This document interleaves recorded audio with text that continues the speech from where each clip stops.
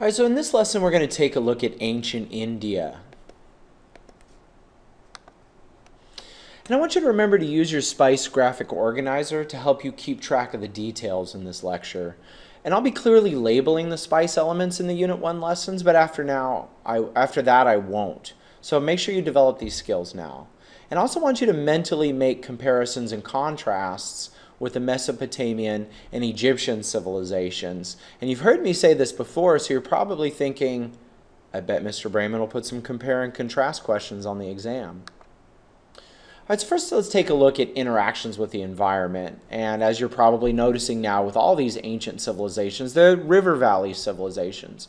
In this case, it's the Indus River that is the main river that we're going to focus on. And this is it right here in western India. Right, this is Pakistan up here, Afghanistan's up here.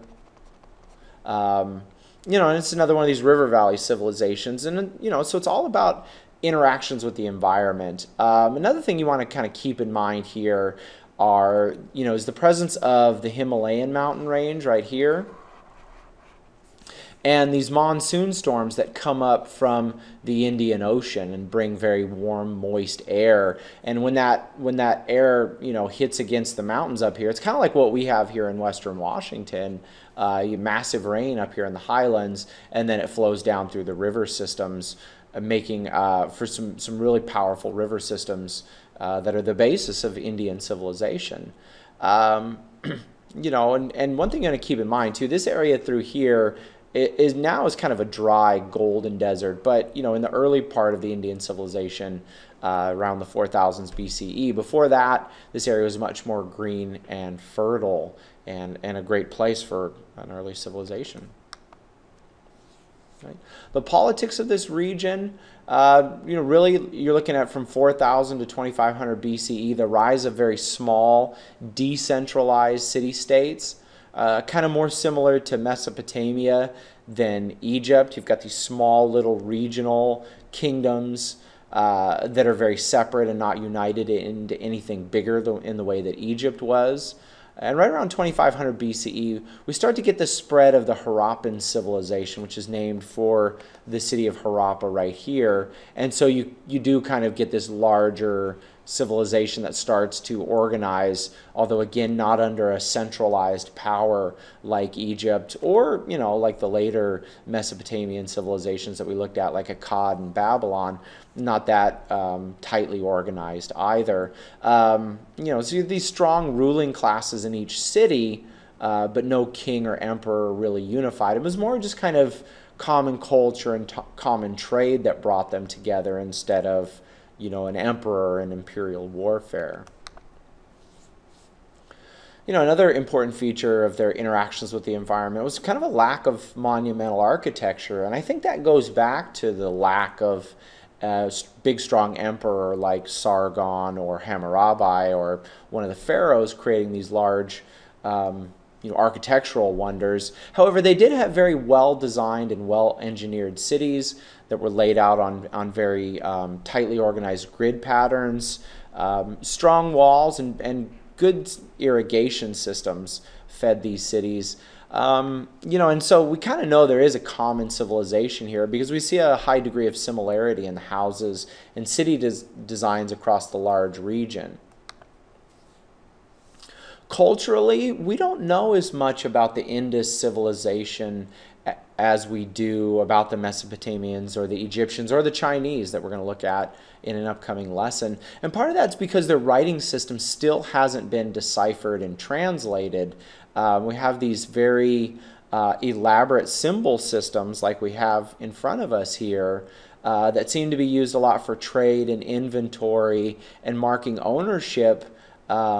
But because the languages of that region don't survive, the translation is very difficult for us. But we do have the written record. It just hasn't been translated yet.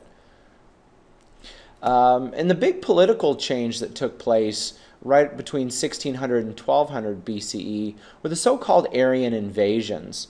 And the Aryans are a group of Indo-Europeans that came from right around here, just north of Mesopotamia. This is now, Russia's up here now.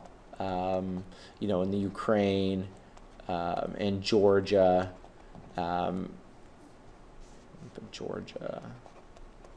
in that area.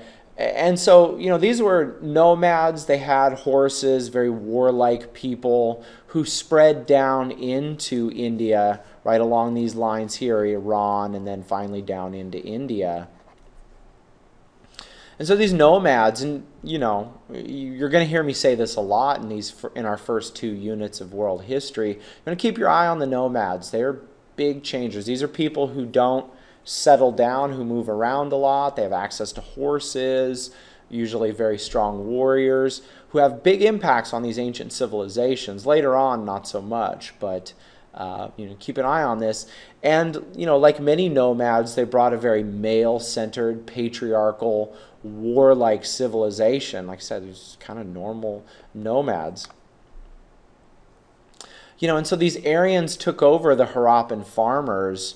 They may have pushed the Harappans further south.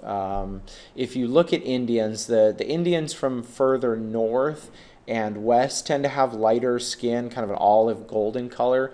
The Indians from further south tend to be much darker. And so there is some speculation that those Harappans are the ancestors of the darker civilizations from the south, but that's not a universally agreed theory, or agreed upon theory, so you kind of have to take that one with some doubt. They also seem to have a system of early racism that privileged lighter skins. The Aryans were much more lighter and Asiatic featured people compared to the darker Indians, and so there seems to have been some privilege associated with skin color that was a part of these Aryan invasions as well. If you're wondering where to put this in the spice category, I'd put this under society. In the Aryan culture, we do know quite a bit about it. They, wrote down things that the Harappans didn't, and because they survived and their language survived, we have translations of the Vedas, which are these hymns about war and the gods, and so we can tell a lot about the Aryans and how warlike they were and how they saw the world. They also seem to value gambling and drinking a lot. Again, these were tough nomads. They're, like I said, really tough, rough people.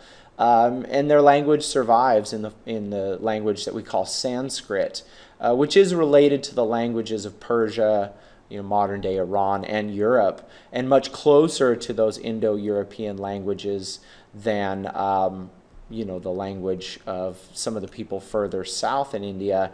And again, that's part of why the Harappan language is still so unclear, is that Sanskrit pushed it out. And another kind of effect and development of this early form of racism was what we call the caste system. It looks like caste. Sometimes I say caste, but it's a caste system.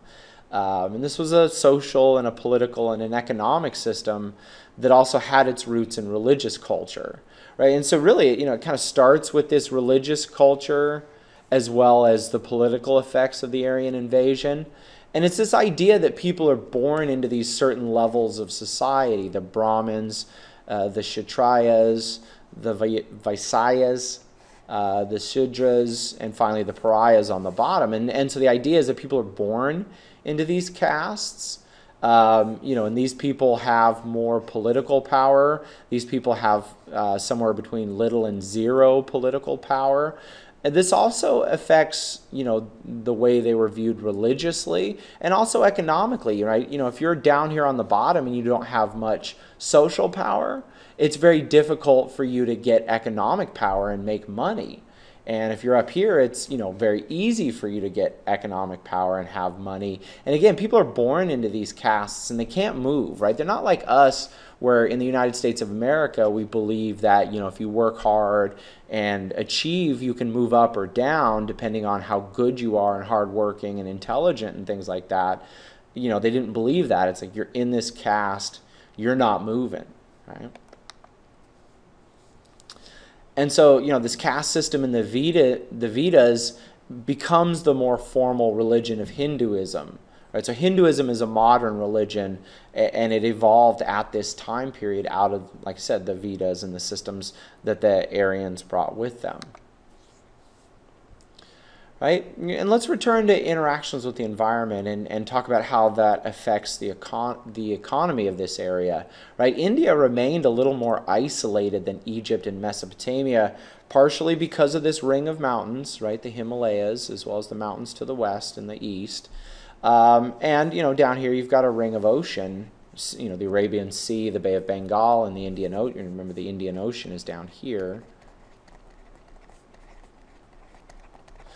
And so, you know, there was some limited trade with Persia across the mountain passes, as well as, you know, small ocean-going vessels that would have stayed very close to the coast. But for the most part, India remained more politically and economically independent than, you know, like I said, Egypt and Mesopotamia. And so that's it. There's also the crash course lesson on the Indus civilizations, and we're going to look at some primary sources, but that's the basic spice overview of ancient India. Thanks for watching.